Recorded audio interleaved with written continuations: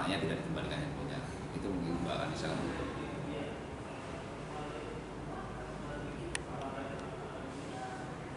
Kalau anaknya sampai saat ini masih bersekolah, tidak ada hal lain. Memang kegiatan belajar mengajar ada sedikit kendala, tapi kita berupaya berkoordinasi dengan Forkopimcam, dengan lurah, dengan desa, agar permasalahan ini tidak mengganggu kegiatan belajar mengajar maupun di dunia pendidikan khususnya di SMA 10.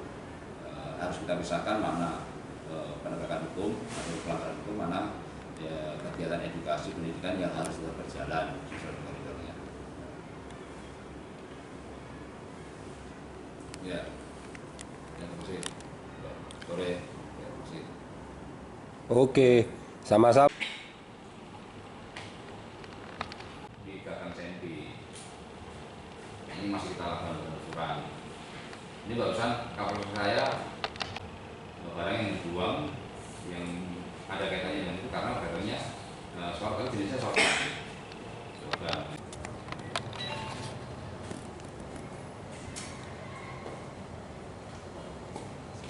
Ya, jadi perlu saya jelaskan bahwa memang saat itu pada hari Rabu di sekolah SMA 10 sedang ada kegiatan belajar mengajar, dan atas instruksi kepala sekolah seluruh siswa yang menggunakan handphone untuk dikumpulkan karena memang jaringan di sekitar lokasi itu agak sedikit terkendala sehingga menggunakan perangkat wifi.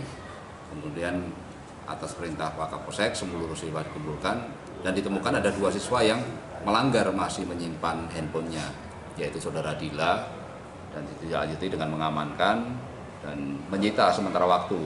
Namun saudara Dila ini melapor kepada orang tuanya bahwa handphonenya disita oleh kepala sekolah dan tidak dikembalikan. Itu yang membuat orang tua siswa atas nama Ujang Marwan tidak bisa mengendalikan diri, emosi, dan mendatangi sekolahan dan melakukan upaya-upaya tindakan kekerasan kepada kepala sekolah.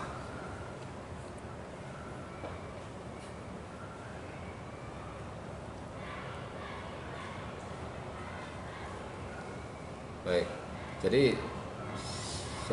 tiba-tiba dan tanpa ada komunikasi, orang tua Dila atas nama inisial BM ataupun Ujang Marwan ini datang ke sekolah, kemudian langsung melakukan tindakan-tindakan upaya kekerasan dengan menyampaikan kata-kata kotor dan juga ancaman-ancaman kekerasan kepada kepala sekolah dengan melakukan pemukulan, kemudian mengambil benda-benda tumpul di sekitar baik berupa kayu ataupun batu untuk berupaya melakukan tindakan kekerasan kepada kepala sekolah.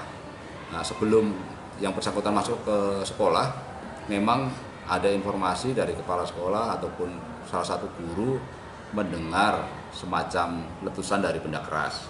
Itu yang menjadikan suatu persepsi dari kepala sekolah maupun pihak guru bahwa diduga terlapor ataupun tersangka ini sebelum melakukan upaya penganiayaan membawa semacam benda yang diduga bisa mengeluarkan letusan seperti yang didengar mereka.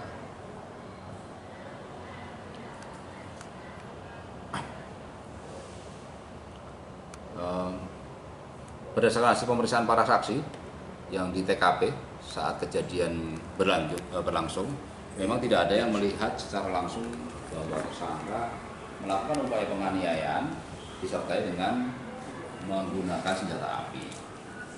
Namun karena ada informasi terdengar suara letusan seperti biru senjata api, kami menindaklanjuti dengan melakukan serangkaian tindakan penyelidikan dan penyidikan terhadap tersangka. Setelah kita lakukan penangkapan, selanjutnya kita lakukan upaya-upaya penggeledahan baik terhadap badan. Saat itu kita lakukan saat tersangka sedang melaksanakan pekerjaan, dan juga lakukan penggeledahan di rumah tersangka. Dan saat kita lakukan penggeledahan di rumah tersangka, kita temukan satu senjata api. Hasil keterangan dari para saksi yang suara letusan ataupun temuan warga terhadap barang yang dibawa oleh tersangka itu ada kaitannya dengan barang bukti senjata api maupun senjata shotgun yang ditemukan di rumah tersangka. Demikian.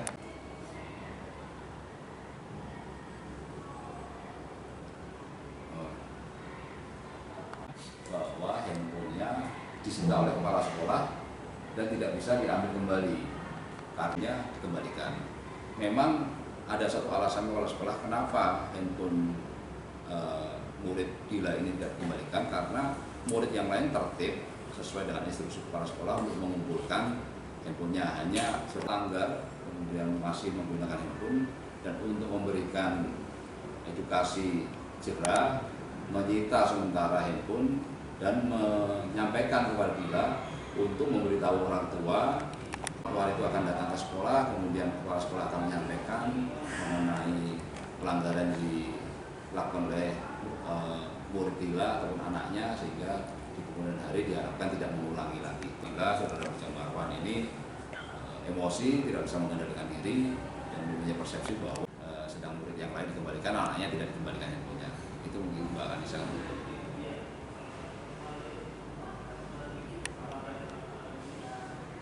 Kalau anaknya sampai saat ini masih bersekolah, tidak ada hal lain. Memang kegiatan belajar mengajar ada sedikit kendala, tapi kita berupaya berkoordinasi dengan Forkopimcam, dengan lurah, dengan desa, agar permasalahan ini tidak mengganggu kegiatan belajar mengajar maupun di dunia pendidikan, khususnya di SMA 10.